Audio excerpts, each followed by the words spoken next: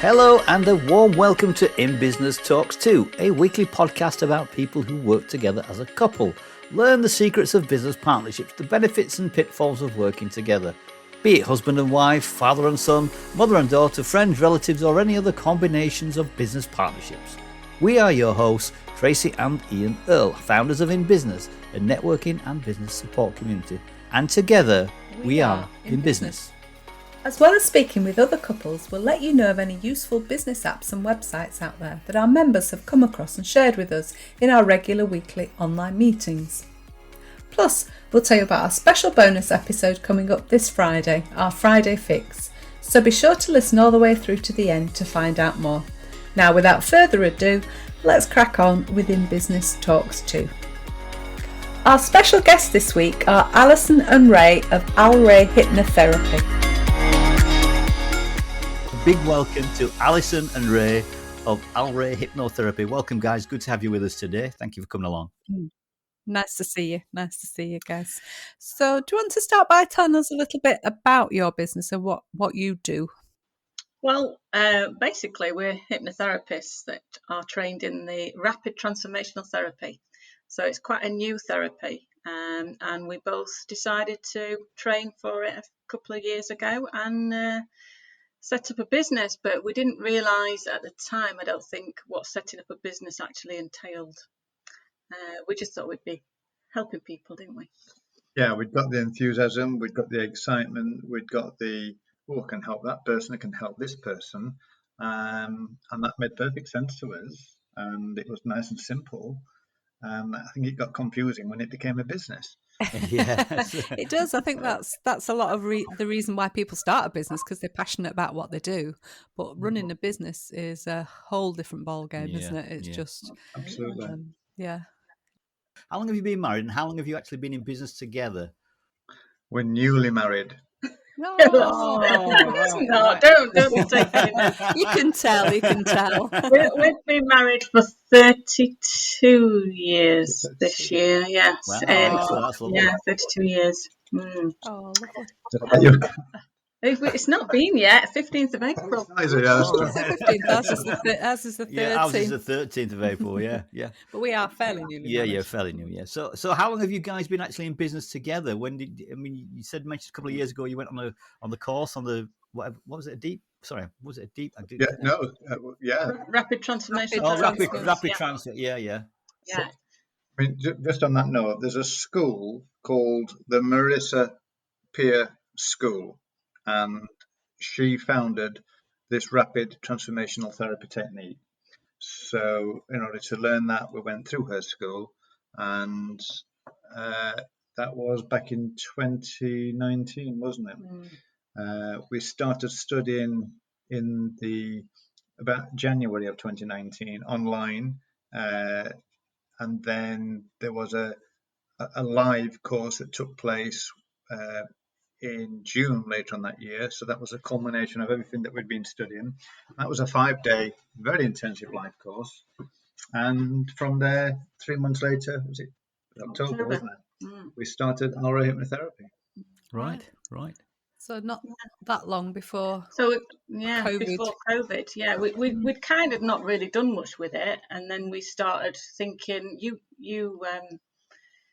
kind of decided to stop being your occupational therapy background and put your all into this. And basically, we were just about to start and go out there and get business. And then the COVID hit. Yeah. So we went online with everything, didn't we? With the networking and stuff like that.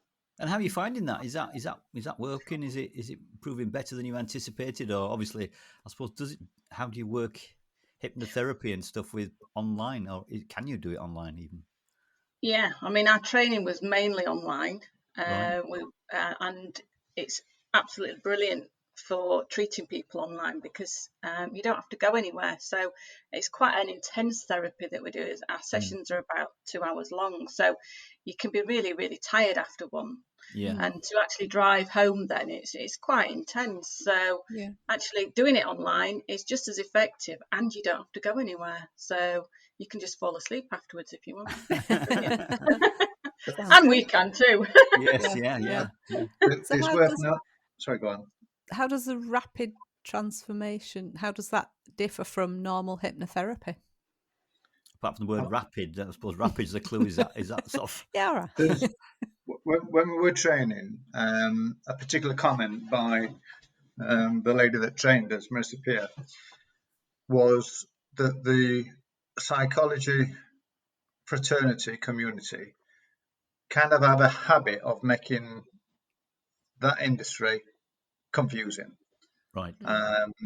And she herself is a very down to earth, to the point, and she wanted to understand how she could apply that during her therapy. And when a lot of people wanted to come and see her, she couldn't fit all those people in. So she arranged her therapy sessions to be even more and more targeted. And she'd do it through trial and error. Each time she'd had a session, she'd try a different technique, looked at the response, and eventually got to a point where, using the commanding style that we use, the root cause that people were looking for to identify the sort of reasoning behind things, the meaning and understanding, started to appear really quickly. So she developed that to a point where she could train other people, and it's for that very reason so successful. In other words, you might say, look at some techniques which might take 15 weeks, 20 weeks as a traditional timescale. With this system, it can take anything between 1 and 3 sessions. Oh wow! And exactly, that is the word rapid. So it's not that we rush quickly, or we put people in quickly. There's still a few weeks and potentially a few months involved before people really get to that recovery point. But the opportunity to get a breakthrough and a permanent shift and change in more times out of 10, just the first session, is incredible, because it goes through all the clutter and gets to the root cause very quickly. And were you both? Sorry, and were you both involved in some sort of hypnotherapy before then, or not? Or were you just straight? You spot this and straight into it. Let's do this. How did that come about? Whose idea was it? I mean, I'll just say briefly that that's a fascinating element to this. That you don't need to have that training in the psychology world. That took 10 years, 15 years before you can get anywhere near anybody. This can actually, once the technique's been understood, then it can be applied very effectively, very quickly. Yeah. But the reason we got into it, Ray suffered quite a lot from depression all his life. So as part of that, we were looking at ways to try and sort that for good. Yeah. And we went to the Best View Expo in London. As part of you were investigating NLP at the time, weren't you? So basically, we went there and met Marissa and heard her speak, and wow, we were blown away by it. And so that's when we decided, I said to Ray, you need to do this instead of just NLP on its own, because this technique also includes a bit of NLP. Right. But I said, you need to do this training. And I said, and I think I want to do it as well, because I found it so fascinating.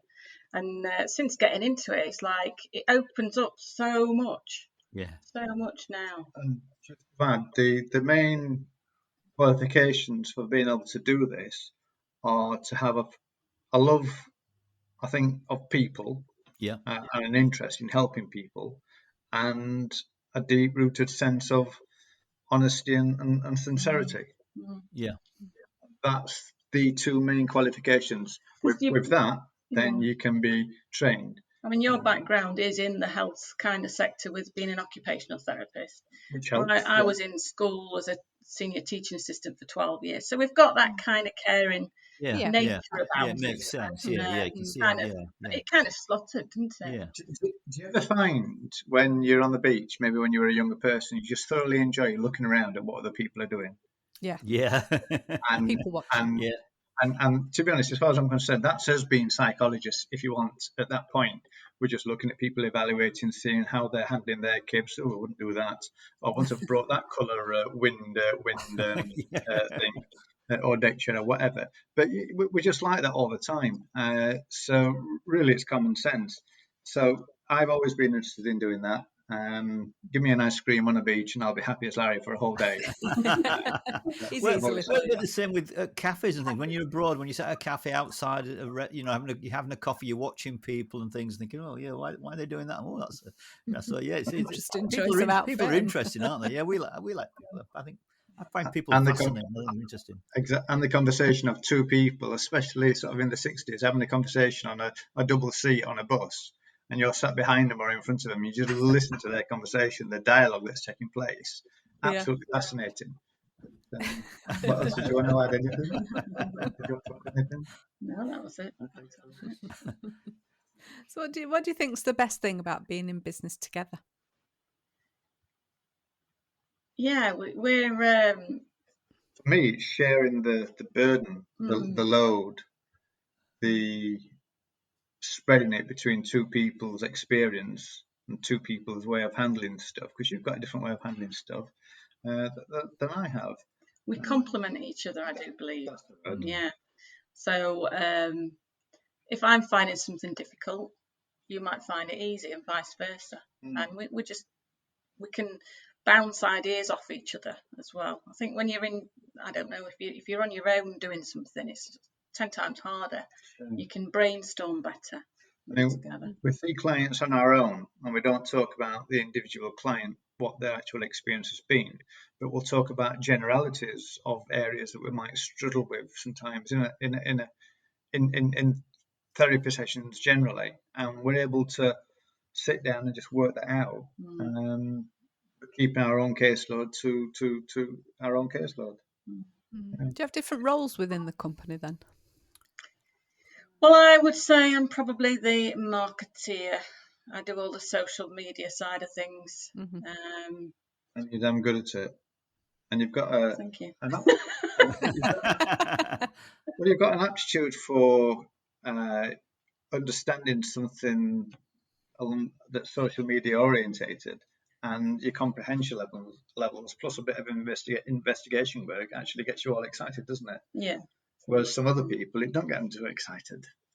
Yeah. True. You're not really the social media. No, I'm not the social media. I think it's a necessary evil to me. Is you do it, but you quite enjoy it, don't you? But I don't mind. I don't mind. I'm not a big fan. And I think it's a man thing, that Maybe, it's all right. And it's all right to have that position as well.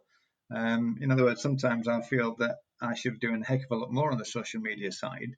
But like you've just said, if it's not your way, then you're not really going to do a lot more. So, and if you can work together, knowing those different weaknesses and different strengths, then at least it's out in the open. You can't shout at each other because you both know. But sometimes you are doing it, and it's like doing your nutting. And I'll say, "Can I help?" And you'll say, "I wish you could, Ray, but you can't." So when you started, then was it a big decision to suddenly do this? 18 months ago, whatever it was it? Hang on, we're taking a leap. What was your gut feeling? We think, oh, this is a bit scary. It's us two now doing this, or was it? Oh, let's just do this and gung ho. What was the attitude? A very, very fascinating question. More fascinating than you can imagine. We are two grown up, responsible, mature people, and therefore we've always evaluated things when I've had interviews for companies and making some pretty life-changing decisions. However, we went to the Best You exhibition, which was an element of that somebody's taken from NLP and made a national theme of it. And that person invites guest speakers, and on that occasion, Marissa Peer was there. And we had no idea she was there. We had no idea we'd get sort of drawn into her audience, and we were the last two to get in there. And to cut a long story short, she spoke for 40 minutes. Every single word made sense. It was a no-brainer for me and you to look at each other and say, we need to do this. Right. And we just signed on the dotted line there and then, gave over 10 grand and walked out and went, oh my goodness, what have we just done? You need to come back and have a sleepless night then over there. we knew what we'd done, but we actually didn't comprehend that the money actually seriously was not important, because it was a situation obviously where we were going to earn that back as the years go by. Yeah. So therefore, it's like, It was just totally good, An wasn't investment, isn't it? You saw it as an Totally good. investment. Yeah, but this was purely instinctive. We'd heard some information, it made perfect sense, was validated, it was backed up. We looked into it a little bit more. It was a week had gone by before we actually parted with our hard-earned pennies. But all the way home, you're sort of like constantly thinking, is this right? Can we do this? We are not psychologists. Like what you hear so far? Make sure you never miss a show by clicking subscribe or follow. This podcast is made possible because of listeners like you. So thank you. We really appreciate your support. Now, back to the show. We know people, we understand things, and we've brought children up and we understand how the world generally works, but can we do this? And it dawned on us that we can. So that realization that we could then reach out to so many different people, and I think we've all got friends maybe that are struggling with elements of depression, even if it's just the odd day with the odd moods, and then some of the people that have some phobias and fears, we can probably name quite a few. And suddenly to have access to being able to help all those people kind of made us feel pretty special. Yeah, quite liberating. Was it quite a liberating feeling then, was it? Yeah, I think that's a good word. Yeah. I mean, we didn't shut up, did we, for weeks? We were just yak about it all. Just really, excited. And then, yeah.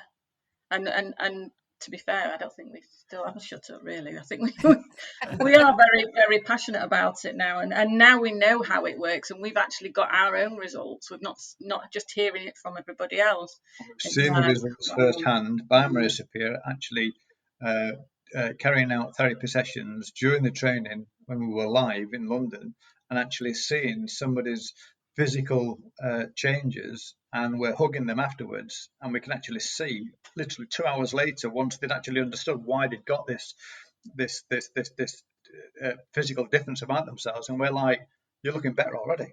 And since then, the pictures that we've seen, to actually see that, it's just unreal, isn't it? Yeah. And I mean, we've seen it. Well, we've both seen it for ourselves now as well. So we keep seeing it every time, because we constantly look at the new material that's coming out, and now we're just improving its technique. But we could bore you senseless just in that particular area, and you must have some really good questions rather than me and Alison just talking about. I think so. From a sort of working as a business in a married perspective, do you think because you're married, running the business, it improves the communication between the two of you? Do you think if you were probably not married and you were just business partners, if you like, would the communication, in your opinion, be different? Does that make sense? Is it? Yeah, definitely. Yeah, definitely. I think because we are so in tune with each other, we can then be in tune with other people too. I think that helps definitely. I mean, we haven't actually talked about doing relationship counselling or hypnosis yet, but that's something that I think would work really, really well. People do keep saying to us we ought to seriously consider that area, because the way that we've been coming across on our social media stuff, which for you and me is just two people having a silly old chat. Yeah, that's right. But, the other thing to add to that is accountability. If it's you and you're doing something, then you don't want to let me down, and if I'm doing something, I don't want to let you down. And if we think it becomes an issue, then we kind of talk about what we always talk about. We're always talking about it, yeah. And I think that's the difference as well. When because we're married, we've been together for all this time, you're in tune with each other and you can talk to each other. You don't just brush it off and just, we know when to talk to each other as well. So picking up on, I'll not bring that subject up just yet. I'll leave that another time. Or, right, now's the time. Let's go in there. It's that kind of, you're in tune with each other, so you know when to bring things up and when not to. So I would say that we give each other space, don't we? Yeah. And do you talk about business in your downtime? You obviously do. Like we do. Separate it, I don't think it can be separated, really. No. There was not so long ago when I did my 9 till 5 role as an occupational therapist. I'm still a licensed occupational therapist. I work in adult care for social services, and the any infringement of that in my home time or weekends or evenings, I got really annoyed and Resentful, I defensive about suppose. it. Yeah, and now because it's this, we found ourselves just going into that mode. I guess really we ought to plan it a little bit better, to be honest. But we find ourselves going into that mode at any time of the day, any time of the weekend, and it's kind of like it's okay, and I don't feel worried because it's me. The level of ownership, the responsibility, the feel good factor, all of it is just totally different. Yeah, there's like a crossover, isn't there, between business and pleasure when you work for yourself. It's the lines become blurred, don't they? Yeah, I think. Yeah, you can't help talking. We do the same. You can't help. Sometimes we try and say, right, no, hang on, it's Friday night, it's movie night or whatever. wine night, movie night. But invariably something will pop into someone's head. And, oh, what about? Hang on, I thought it was Friday night, movie night. Hang on, what are we talking about? But you just can't help it, can you? If you're passionate about what you do as well, which obviously you guys are, it's in your head most of the time, isn't it? It's interlinked, I think. Yeah. And it doesn't bother you too, does it? When you're in that work mode, you just decide to go into work mode, and yeah. And I guess at the same time, the other one would say, "Look, I'm not in work mode mood. Can we leave this?" Yeah. Which is Put what it happens, on isn't it? put it on a post-it note, and we'll talk about that tomorrow. Yeah. Somebody had an idea, didn't they, the other day? She said if she comes up with an idea and it's like 9 o'clock on a Friday night, she'll email herself so it reminds her, the day after or on Monday. Yeah, we thought it was a good idea, actually. Yeah, just because how many times you think of something, then forget it, because we do. We're terrible. We have these ideas, and then if we don't write it down 10 minutes later, what did we talk? What was that thing we said earlier? Oh, I don't know. I can't remember. So that seems like a good tip, like didn't it? plan. Yeah, we might try that one ourselves. Yeah. We were actually out on a walk the other day, weren't we? And you came up with an idea, and I said, "Well, just record that now while you're remembering." So you put it on your notes on your phone, didn't you? Just on a memo on my phone, just download a memo app. So that's a good idea as well. Yeah. Similar thing. Yeah. So, what's the best thing about being in business together? I think it's just a new, exciting journey for us. I think it's something. I think it's definitely given us a different interest in things. It is exciting, isn't it? It is. We find that we're still excited by what we do. Being in business together, and you've constantly got new ideas and things that you can do. But I think it is just general excitement, isn't it? And wanting to do it better. I mean, a lot of people that you speak to, have been a little bit bored of this last year, and it's like our year's just gone. 60 miles an hour, isn't it? Agree. Yeah, we have too. Yeah, we've been busy, the whole time developing things and new offerings within the membership, and like you say, we haven't been bored at all. Chance to be a fun thing. Yeah, never a dull moment. Definitely, yeah. But so the other thing, sorry, I was just going to add to that. It's the back in normal work, you normally have a manager or a supervisor that takes you into supervision. It all gets very formal, going through things, looking at your accountability. Whereas with this, there's nothing formal about it. We try and be formal, but then we just end up laughing. So we just talk it through, don't we? Without that sense of being too formal, and therefore we're not afraid to say anything to each other, are we? I'm going to ask you a question each now. This is each of you individually, right? Right. So, what is right? Who shall I have done to start with? Actually, on this one, Alison. Go on then, Alison. I'm going to ask you, Alison. You get first go. I'm going to go with Ray, but I thought go on then, Alison. Ladies first. So, what is sort of Ray's most annoying habit then in business? I mean, I don't mean anything personal. What's his most annoying business habit? I don't mean, Don't want to know about dark secrets here, guys. But do I need to leave the room at this point?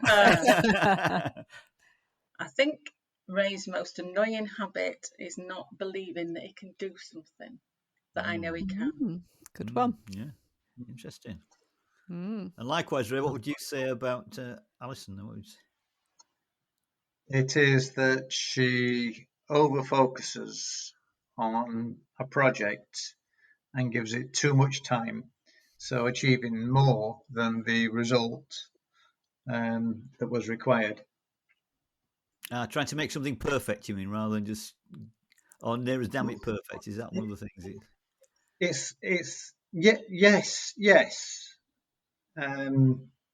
Yes, I'd say it's a sense of perfection, isn't it? It's got some, there's a sense of perfection about what you do.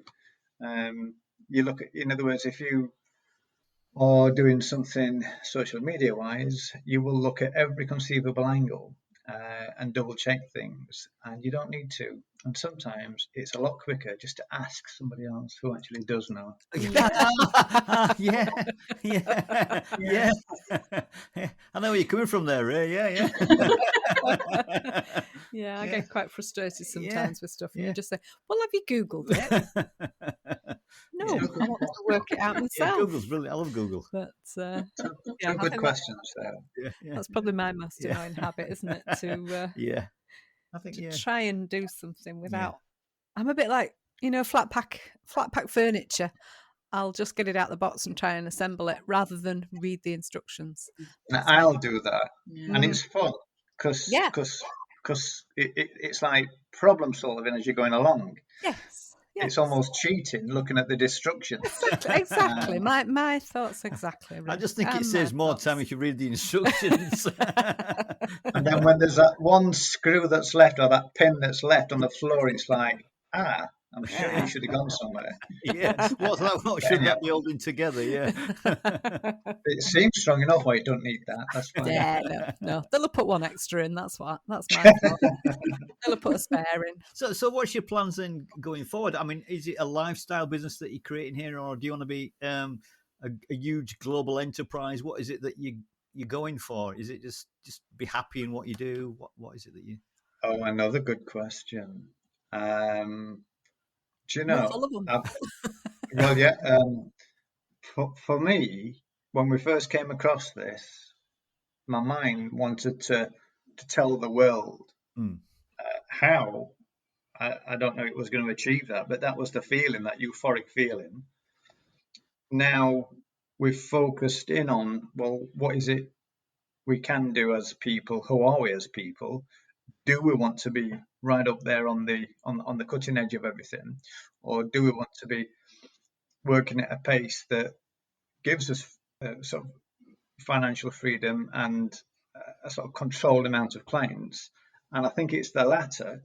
Although each time we do something with somebody, we keep going through new areas, breaking through into new areas, and it's like we can grow on this, and then we start getting higher again in our thinking. So it's. I think initially the real thing that we thought about doing was just having it as something that we can do forever and ever until we decide not to do it anymore. I will never retire from that. No. And it's something that doesn't depend on us being able to run a marathon to be able to do it. We don't have to. Yeah, we need to be fit and healthy, obviously. Yeah, but if our legs weren't working anymore, we're working from a wheelchair, that's possible. Even if we've just got his voice left, that's possible. So yeah, I think basically we just thought this is something that we can do forever without actually ever having to retire. And when you love something so much, which you obviously do, then why not? Why not? Why retire? Why retire? Why not do it for as long as you want? Yeah. So something that could give us the financial freedom to be able to do what we want to do, when we want to do it, and when we don't want to do it. And that feel-good factor. Yeah. But we haven't got those dreams to be. We don't want to be on television. Tony Robbins. No, we don't want to Tony be Robbins or Helen Pritchard or anybody. We don't want to be. We don't want to be on Good Morning Britain as the hypnotherapist on there. Are you sure? Yeah. No, that's not something we're wanting to do. Well, it sounds like fun anyway. So, have you got any tips or advice that you'd give someone who was thinking of going into business with their other half? do it. Yeah. As long as you get on with each other and you don't. Yeah, I mean, some people like to be, they're quite happy when their other half goes off to Timbuktu for 2 weeks and then comes back for a week and then goes back off again. If you like that, then no, don't do it. But if you get on with each other and you enjoy each other's company, then yeah, do it. Because it's... Yes, and I would add that I like my own personal space. And if I don't build that in, even when we're working quite closely, then I can feel smothered. So having your own person be that person while you're working together is pretty essential. So you come together, you work together, and then you move away to have your own space while you work on different areas or do your own thing. That to me is stops it just getting smothered. Yeah. Does that make sense? Yeah, it does. Yeah, it does. Yeah. Yeah. Still keep your own identity. Yeah. Within. Yeah. I suppose it's everyone needs their own space a little bit, I think, don't they? Really, it'd be, like you say, it'd be a bit claustrophobic otherwise, wouldn't it? If you didn't have that bit of space to do your own thing. No, it sounds good. Sounds like you've got it nailed there, guys. Sounds like you've got it nailed. Okay, right. Okay, we'll start a course and start teaching that straight away. Yeah. I think you've just there you go. There's a course. Yeah. It's been really good talking to you, actually, guys. We've really enjoyed it. Yeah, it's been nice to meet you both. Yeah. We're having quite a bit of fun with this podcast because I bet you are. We're getting to meet some really lovely people, aren't we? And so thank you very much, guys. Thank you very much. It's been lovely. It's been a pleasure to meet you both. And thanks for being on the show. We've really enjoyed the conversation. Thank you very much indeed. Thanks for coming along, guys. Yeah, it's been an honour. Appreciate it. Take care. Bye-bye. Bye. Cheers. Thank you. Bye-bye. And now we come to our knowledge share for this week. So, Tracy, tell us, what is it? Well, Ian, this week's knowledge share is a website called websitecarbon.com, and it's a website carbon calculator to find out how your website impacts the planet. This was shared by one of our members at the meeting the other week. Excellent. Wow, great share. So get in touch and let us know if you try it and tell us what you think. We're almost at the end of this week's episode, but before we go, we're excited to tell you about our bonus episode this Friday on the Friday Fix, where we will be discussing a business-related subject with a fellow business owner who will be sharing their advice, thoughts, or knowledge on a particular topic. This week's episode is called Your Personal Vision and Goals, so tune in to find out more.